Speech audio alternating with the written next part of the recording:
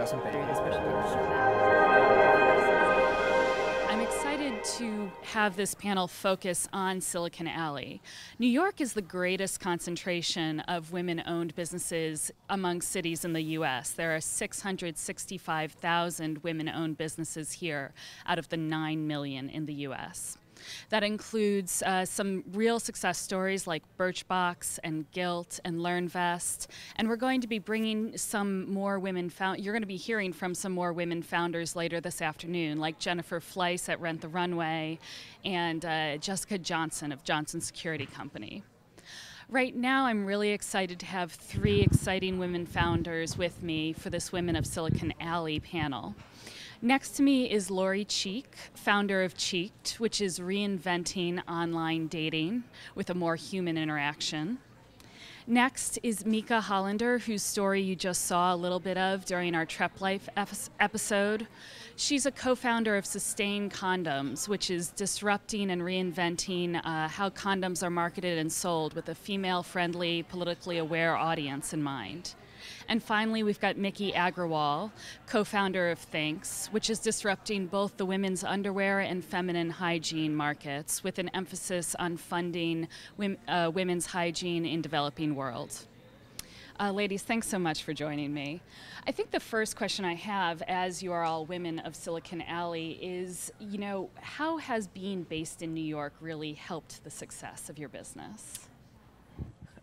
I'll kick it off. I think, speaking for myself, obviously, this is where I built my community. This is where, I spent years, going out and meeting people in New York and finding, really interesting, people and finding myself in interesting conversations. And those little, conversations turn into deep friendships and connections.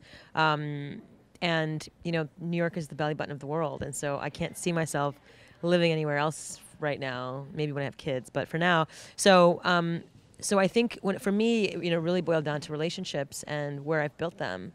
And New York has, is the place where the best come to. So that's why I'm here.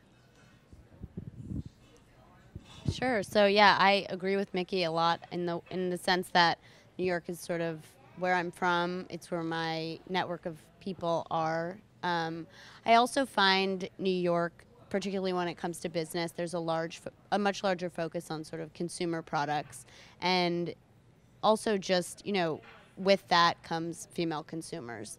Women do control most of the purchasing power in this country, and I think sort of as well as being the belly button, part of that is that, once you make something succeed in New York, you're very likely to succeed in other places. So it's a great testing ground. I've found so many other, as you said, they're the biggest network of women founders here, and I find that inspiring, but also it creates greater access to the resources that you really need to start a business. So I've had a lot of fun starting a business here. It's a great place to work really hard, and there's a lot of people around you sort of motivated and on the grind as well. So that's why I think it's great to start a business in New York.